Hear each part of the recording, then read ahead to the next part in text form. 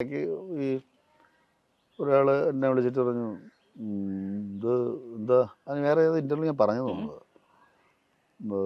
നിങ്ങളെന്തോ തമാശ ആണോ ചെയ്യുന്നത് ഇപ്പോൾ അത് പറഞ്ഞ് തമാശ ഇല്ല അത് പറഞ്ഞിട്ട് നിങ്ങൾ തമാശ എന്തോ ആണ് ഒന്ന് കാണിച്ചേ എന്ന് പറഞ്ഞു ഞാൻ പറഞ്ഞല്ല അല്ല സാറേ ഞാനിങ്ങനെ ഇപ്പം തമാശ കാണിക്കുന്നത് അല്ല പുള്ളി അല്ല തമാശ എന്നൊക്കെ അപ്പം എനിക്കിങ്ങനെ അതുവരെ എനിക്ക് ദേഷ്യം വന്നില്ല ഞാനിങ്ങനെ പിന്നെ ആലോചിച്ചപ്പോൾ അങ്ങനെ എന്നെക്കാൾ പ്രായമുള്ള ആളാണ് അങ്ങനെ പ്രായം ഉണ്ടോ കൊണ്ട് പോകാൻ വയ്ക്കണമെന്നില്ലല്ലോ ഇല്ലേ നമ്മൾ സാറെന്ത് ചെയ്യണേ ഞാൻ സ്റ്റാറ്റിസ്റ്റിക്സ് അവനൊരു കാര്യം സാറ് കുറച്ച് കണക്ക് എഴുതി കൂട്ടി ഞാൻ കാണണ്ടെന്ന് പറഞ്ഞു അല്ലേ ചുമ്മാ എനിക്ക് കുറെ കണക്ക് എഴുതി കൂട്ട്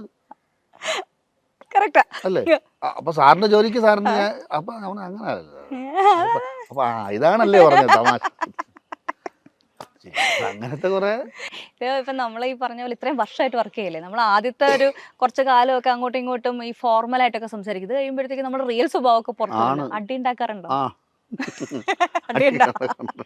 ഏറ്റവും കൂടുതൽ അടി ഉണ്ടാവണം എന്ത് വിഷയത്തില അത് എല്ലാവരുടെയും അടീനെ പറ്റി കേൾക്കുന്നത് അല്ല ഈ ഡയലോഗ് ഒക്കെ പറയുമ്പോൾ ഞാൻ അങ്ങനെ പറഞ്ഞാൽ ശരിയാവില്ലത് അതെന്താ പറയാ ശരിയാവത്തെ അങ്ങനെയൊക്കെ എനിക്ക് മണിക്കൂറുകളെ ഷൂട്ട് തീർത്ത് വെച്ചിട്ടുണ്ട് ഈ വർക്കിന്റെ പരമായിട്ട് തന്നെ നമ്മൾ അങ്ങനെ പറഞ്ഞാൽ ശരിയാവില്ല അതോ നിങ്ങൾ അങ്ങോട്ട് അത് ട്രിവാൻഡ്രം മറ്റേ അങ്ങ് പിടിക്കും ട്രിവാൻഡ്രം പിടിക്കും സെക്രട്ടേറിയറ്റ് പിടിക്കും ഞാൻ അവിടെ വെണ്ടുരുത്തി പാലം പിടിക്കും അങ്ങനെ വഴക്കുണ്ടായിട്ടുണ്ട്. ലൈംഗിക പീഡന പരാതിയും നടി നൽകിയ പരാതിയും അതിനെക്കുറിച്ചുള്ള വിവാദങ്ങളും തുടങ്ങിയ ചർച്ചകളാണ് കഴിഞ്ഞ കുറച്ചു ദിവസങ്ങളായി സോഷ്യൽ മീഡിയയിൽ നിറഞ്ഞു നിൽക്കുന്നത്. ബിജു സോപാനവും SP ശ്രീകുമാറുമാണ് ഈ ചർച്ചകളിലെ പ്രധാന താരങ്ങൾ. കാരണം ഇവർക്കെതിരെയാണ് പരാതി വന്നിരിക്കുന്നത്. ഇവരിങ്ങനെ എന്തെങ്കിലും ചെയ്തു, ആരാണ് ഈ പരാതി നൽകിയ നടി എന്നൊക്കെയാണ് ചർച്ചയാകുന്നത്. എന്നാൽ തങ്ങളല്ല എന്ന് പറഞ്ഞുകൊണ്ട് രമ്യയും നടി ഗൗരിയും ഒക്കെ രംഗത്തെത്തിയിരുന്നു.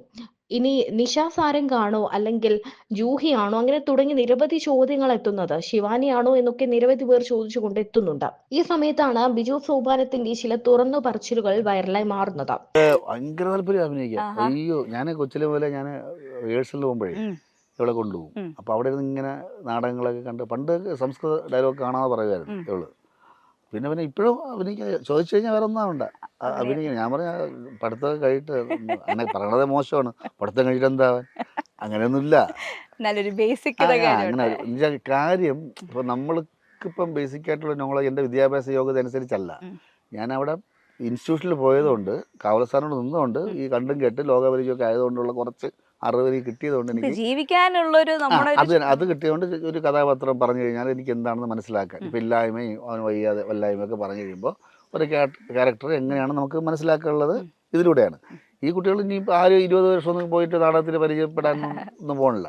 അപ്പോൾ വിദ്യാഭ്യാസത്തിലൂടെയും വായനയിലൂടെയും കിട്ടുന്ന അറിവ് ഉപയോഗിച്ചിട്ട് നമുക്ക് ഇതിൽ നിൽക്കാൻ പറ്റും. അപ്പൊ അതുകൊണ്ടാണ് ഞാൻ പറഞ്ഞത് പഠിക്കുക എന്ന് പറയുന്നത്. അതുകൊണ്ടാണ് കണ്ണൻ ചേട്ടനുമായിട്ടുള്ള ഒരു ബന്ധത്തിലാണ് ഇതിലേക്ക് എത്തിപ്പെടുന്നത് അല്ലേ? കണ്ണന്റെ ബന്ധം എന്ന് പറഞ്ഞു കഴിഞ്ഞാല് ഒരുപാട് പറയണത് അത്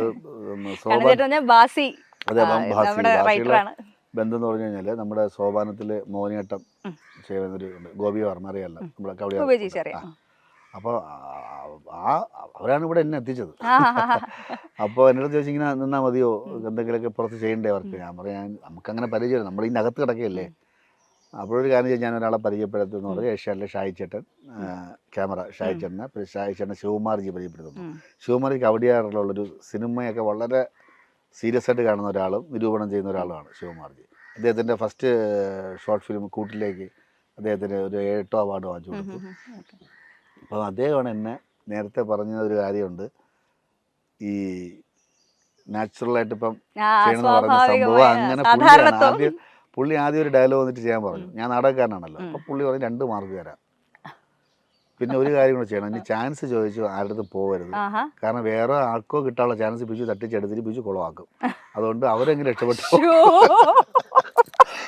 പുള്ളി അതാ പറഞ്ഞത്, സത്യം.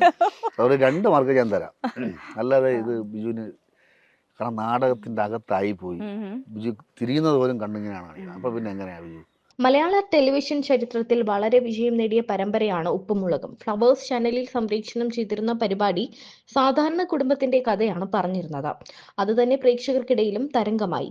ഉപ്പുമുളകിലെയും നായകനായ ബാലചന്ദ്രൻ തമ്പി എന്ന കഥാപാത്രത്തെ അവതരിപ്പിച്ച ശ്രദ്ധേയനായ താരമാണ് ബിജു സോപാനം.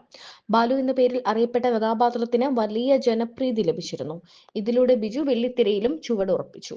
പഠിച്ചു മറന്ന് പുതിയതുണ്ടാക്കുകയെന്ന കാവാലം സാറിന്റെ തിയറിയാണ് താൻ ഉപയോഗിക്കുന്നത് എന്നാണ് ബിജു സോപാനം പറയുന്നത്. നാടകം ജീവിത മാർഗമാക്കി എടുക്കണമെങ്കിൽ വലിയ ബുദ്ധിമുട്ടാണെന്ന് കൂടെയുള്ളവർ തന്നെ പറഞ്ഞിരുന്നതായി ബിജു പറയുന്നു. തന്റെ ഉദ്ദേശം ഒന്നു മാത്രമായിരുന്നു. വീടും വേണ്ട, ഭാര്യയും വേണ്ട, നല്ല വസ്ത്രം വേണ്ട, വാഹനം വേണ്ട, എനിക്ക് അഭിനയിച്ചാൽ മതി. അതൊരു തണലുകൂടിയായിരുന്നു. അതിനിടയിൽ മറ്റു പലയിടത്തും അഭിനയിച്ച ശേഷമാണ് ഉപ്പുമുളകിലേക്ക് എത്തുന്നത് എന്നും ബിജു സോപാനം പറയുന്നു. സിനിമയോ സീരിയലോ എന്തൊക്കെ വന്നാലും നാടകത്തിനോടുള്ള ഇഷ്ടം എന്നും ഉണ്ടാകും.